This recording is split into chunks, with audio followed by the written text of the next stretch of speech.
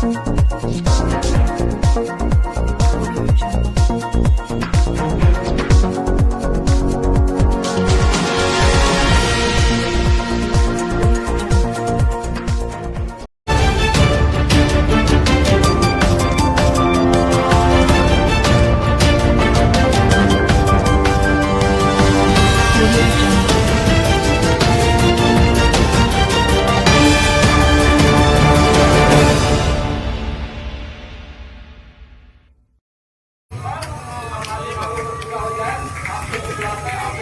बिकने वाला है उसको खरीद लो और जो नहीं बिकने वाला है उसको जेल भेज दो।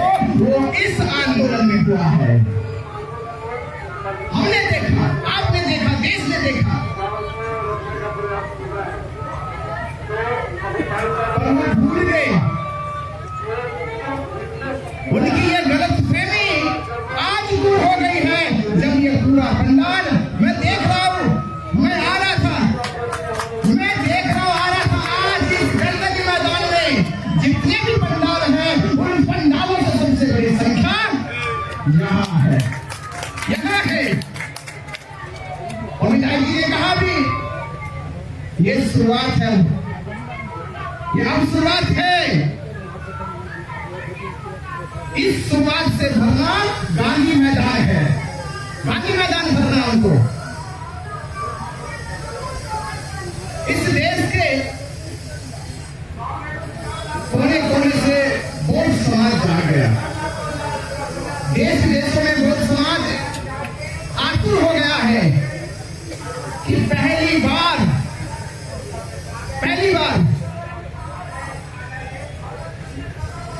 बौद्ध भिक्षु को फर्जी मुकदमे लगाकर, फर्जी मुकदमे, और मुकदमा भी कौन सा 307 था, 307 हत्या का प्रयास, जिसे ना तो मैं जानता हूं और जिसने लगाया वो भी शायद मुझे ना जानता। दोनों ही नहीं जानते एक दूसरे को, और प्रशासन ने 307 लगा दी। इसका सीधा सीधा क्या मतलब है? सीधा सीधा मतलब था कि पुलिस ने रात के 1:30 बजे मुझे अरेस्ट किया, 1:30 बजे अरेस्ट किया। 14 तारीख कोर्ट में पेश किया और 15 तारीख को, 21 तारीख को अगले दिन ही, सपने में भी नहीं सोचा कि आपके जेल जाने के बाद ये साजिश रची जा रही है। बचा रहे हैं वो भी खतरे में है।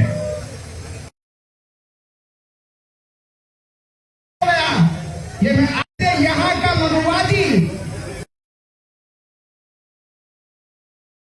वो सामंतवादी हो गया कि ये आंदोलन भारत के लोगों का नहीं है।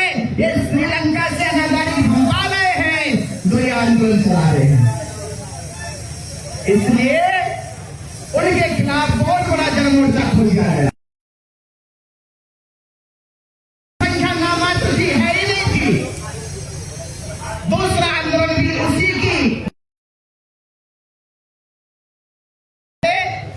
बौद्ध भिक्षु सुरेश ससाई थे, जिनके खिलाफ मोर्चा ये खोल कर जो जापान से आए थे। इसमें भारत का बौद्ध भिक्षु नहीं कर रहा है। उस आंदोलन को भी असफलता की भेंट करना पड़ा। ये तीसरा आंदोलन शुरू हुआ, ये आंदोलन तीसरा शुरू हुआ। आपको एक चीज बता दूं मैं, ये आज कड़वी सच्चाई है। ये बिहार के लोग भी जानते हैं, महाराष्ट्र से आए हमारे पत्रकार बंधु भी जानते हैं, यूपी के लोग भी जानते हैं, देश के हर एक राज्य का व्यक्ति जानता है। इस देश का सामंतवादी व्यक्ति अगर किसी से घबराता है, वो अम्बेडकरवादियों के आंदोलन से काम करता है। उसे डर लगता है अम्बेडकरवादियों के आंदोलन यहाँ लामा आया, उन्हें कहा घबराने की कोई जरूरत नहीं है। जब लामा आया, बोला ये लामा कुछ नहीं करेगा, इससे मत घबराओ। वो नहीं घबराए। उसका कारण यही है कि ये अम्बेडकरवादी नहीं है, इसको नहीं पता आंदोलन का आज क्या होता है। आंदोलन की ताकत अम्बेडकर के साथ है, और जब तक अम्बेडकरवादी नहीं आएंगे तब तक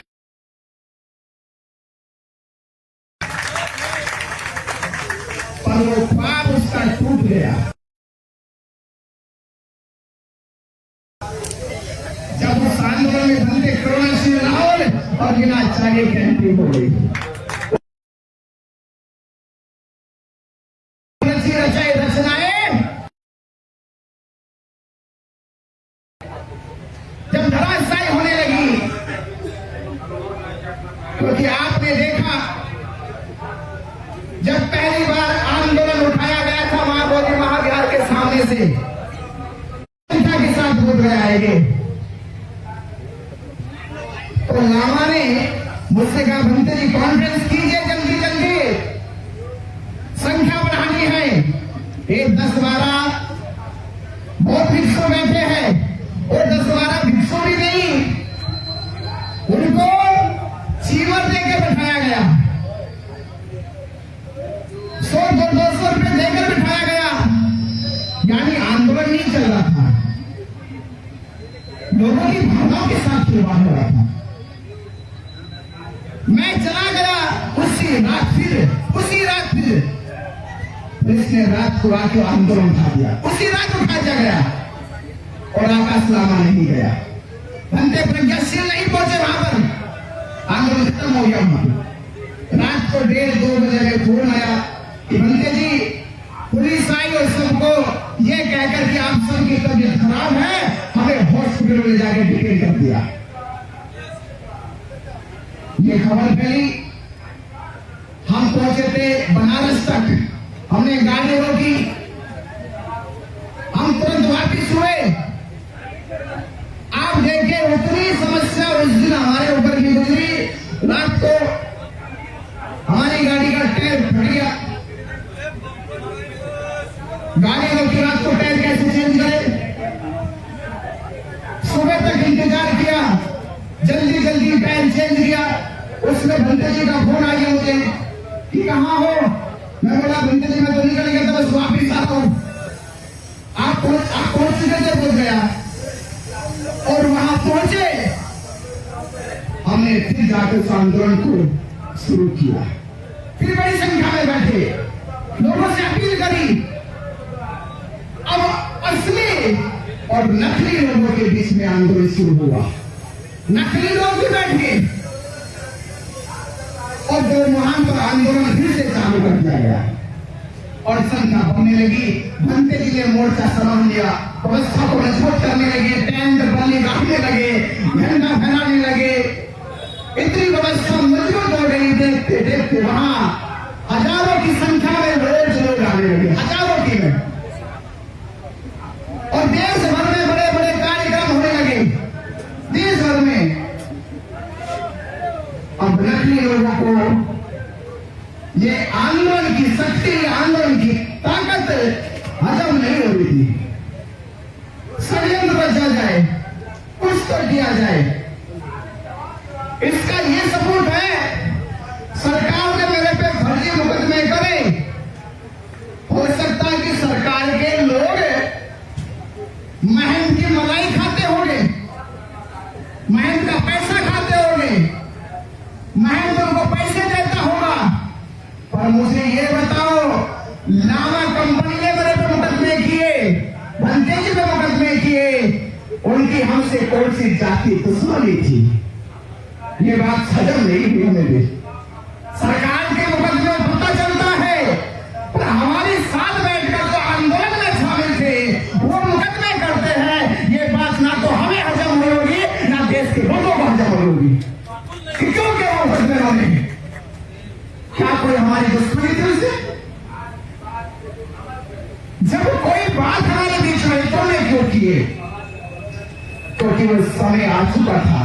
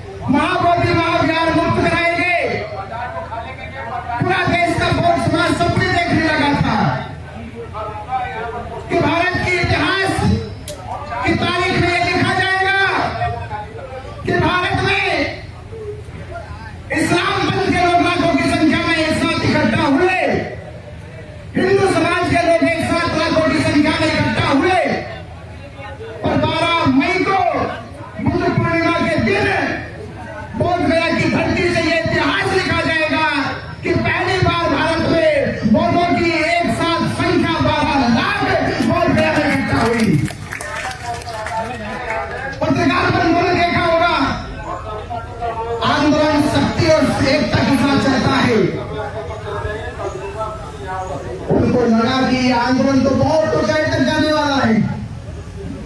उन्होंने भारत और पाकिस्तान के युद्ध का हवाला लेकर बिना किसी जानकारी, बिना किसी सलाह मशवरे के आंदोलन को स्थगित करने की घोषणा कर दी। ये पूरा जग जाहिर है, पूरा जग जाहिर है।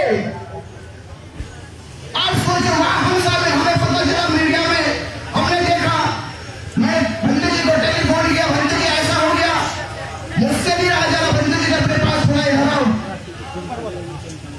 एक साथ बैठे। भंते जी मुझसे कहा कि रुको, थोड़ा धैर्य रखो। मैंने कहा भंते जी नहीं रुकना, नहीं रुकना, पुलिस आज ही रात को हटा देगी। इसको लिखकर चिट्ठी दे दी गई है, इंस्पेक्टर ने दिखाया कि ये प्रस्ताव हो चुका है, सिग्नेचर कर दिए गए, नाम लिख दिया गया। अभी चलेंगे, अभी चलेंगे हम लोग। पुलिस की वही 4-5 गाड़ियां उपस्थित पहुंच गए। हमने कहा ये इस फैसले से हम सहमत नहीं हैं। आंदोलन स्थगित नहीं होगा, आंदोलन किसी भी हालत में खत्म नहीं किया जाएगा। और पुलिस के सामने कहा कि पुलिस अपनी ये मंशा कि आंदोलन खत्म हो जाएगा, ये गलतफहमी दूर कर ले। आप जो चाहे मुकदमे लगाए, जैसे चाहे जुर्म करे, ये जो ट्रेंड है, ये जो लोगों की भावना का जो आंदोलन है, धरना प्रदर्शन है, ये ऐसे ही खत्म हो नहीं जाएगा। पुलिस घबरा गई, पुलिस को लगा कि ये मुश्किल घड़ी है। वीडियो पूरे देश ने देखा, सुना, आंदोलन चलता रहा। यानी हमने उनकी उस मंशा में पानी फेर दिया। आंदोलन के टेंट को, धरना के टेंट को भरने, आपने देखा, भरने को नहीं दिया, उन्होंने स्थगित कर।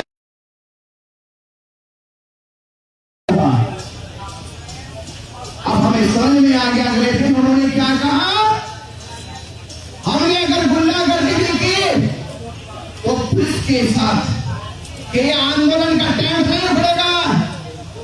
आप बताइए, हम आंदोलन को बचा रहे हैं, हम धरना को बचा रहे हैं, और लामा धंधे प्रज्ञाशील और लोगों को लेकर 10 मई को, 11 मई को, 12 मई को 3 दिन उनकी जुबान से मेरा चरित्र के ऊपर उंगली उठाना,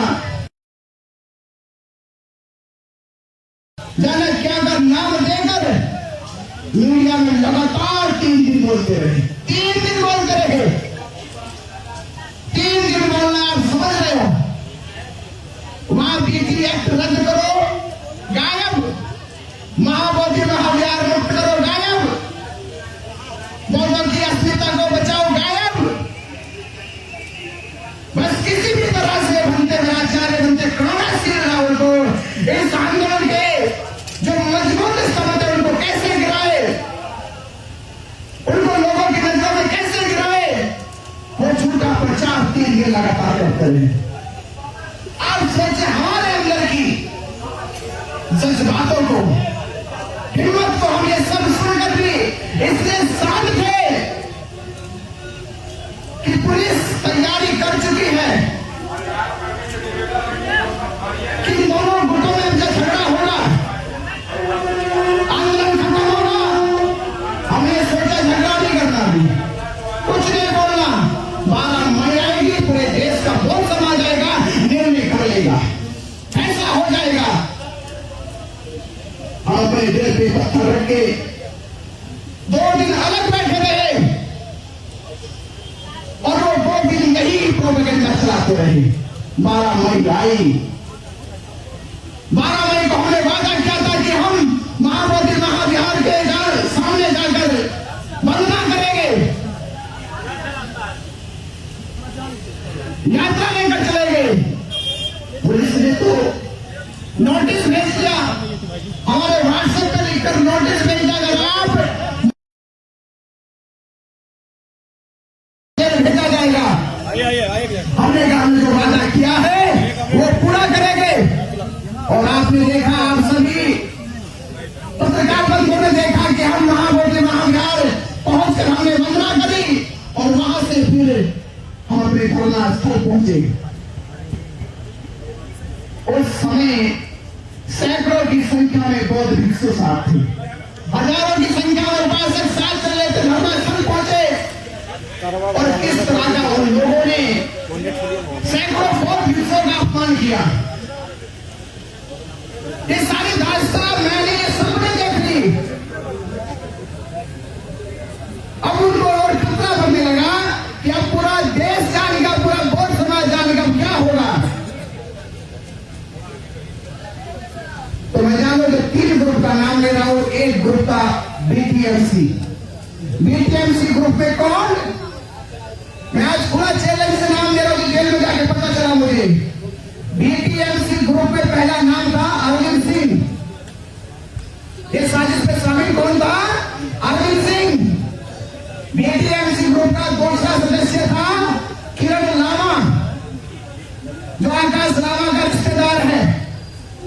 ये बौद्धों को नहीं पता है, ये हम लोगों को नहीं पता कि आकाश लामा का रिश्तेदार किरण लामा इस साजिश में शामिल है। और बीटीएमसी का तीसरा सदस्य था वहां की सचिव महाश्वेता। और दूसरा ग्रुप था प्रशासन का, जिसमें भी 3 लोग थे।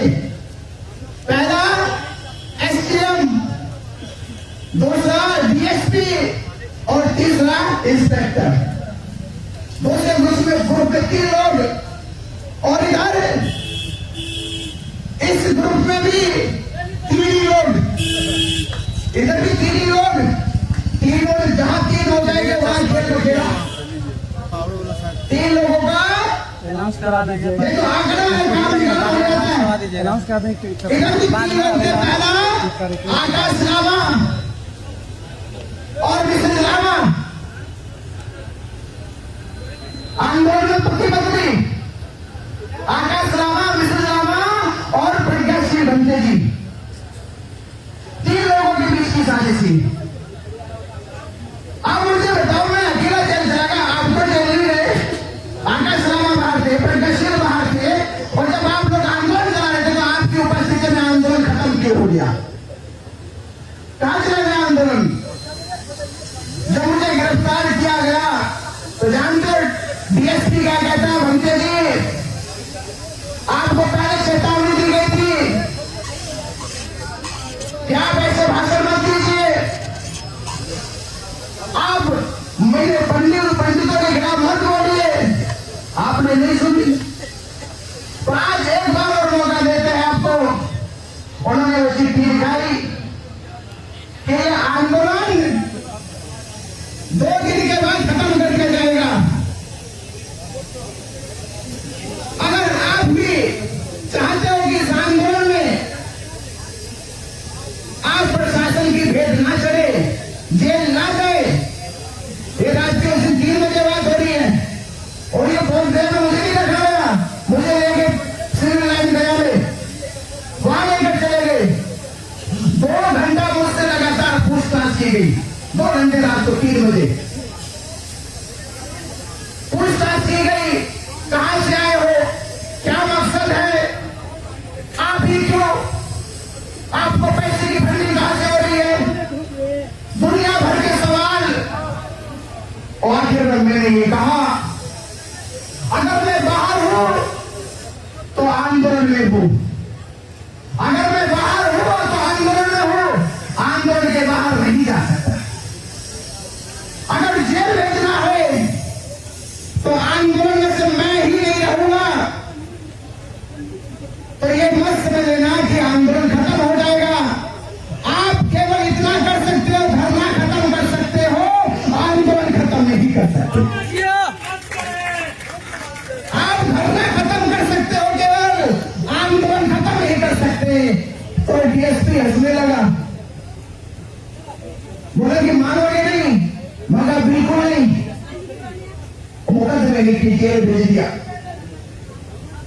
मैं भी छोड़ जा सकता था अगर मैं उनकी शर्त मान लेता। जेल में जाके खबर मिली कि 15 तारीख को 10:30 बजे, ये रिकॉर्डेड बात बता रहा हूं, बिल्कुल रिकॉर्डेड,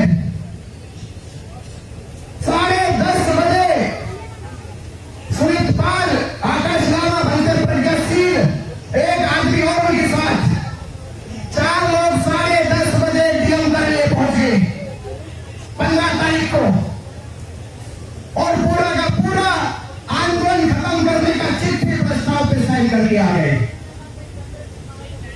15 तारीख की रात को 12 बजे पुलिस अपने धरना उठाने का काम शुरू करने लगी। हाँ तो बात कर जिस उपासिका का नाम मैं ले रहा हूं, उसने भंजर प्रज्ञाशील को टेलीफोन किया रात के 12 बजे, आकाश लामा को टेलीफोन किया, दोनों लोगों ने फोन नहीं उठाया। 12 बजे टेलीफोन नहीं उठाया। वो महिला घबराई रही, रो रही थी। हमारे बीच में एक साथी बैठे, उन्होंने कहा कि भंजर जी ने मुझे फोन किया, मैंने उनकी बात सुनी। वो महिला रोते रोते इनको अपनी बात बताई होगी, पर टेलीफोन बंदे प्रज्ञाशील आकाश लामा ने नहीं उठाया। उस रात धरना स्थल खत्म हो गया। और मैंने जो प्रशासन से कहा था धरना खत्म कर सकते हो, पर आंदोलन खत्म नहीं कर सकते, आज हमने ये भी दिखा दिया, धरना खत्म हुआ है, आंदोलन खत्म नहीं हुआ। वो अपनी ताकत के साथ और 10 गुना ताकत के साथ अब देश भर में जन आंदोलन बन के बिहार सरकार के सामने अपनी ताकत दिखाएगा और बिहार सरकार से नहीं कराएगा।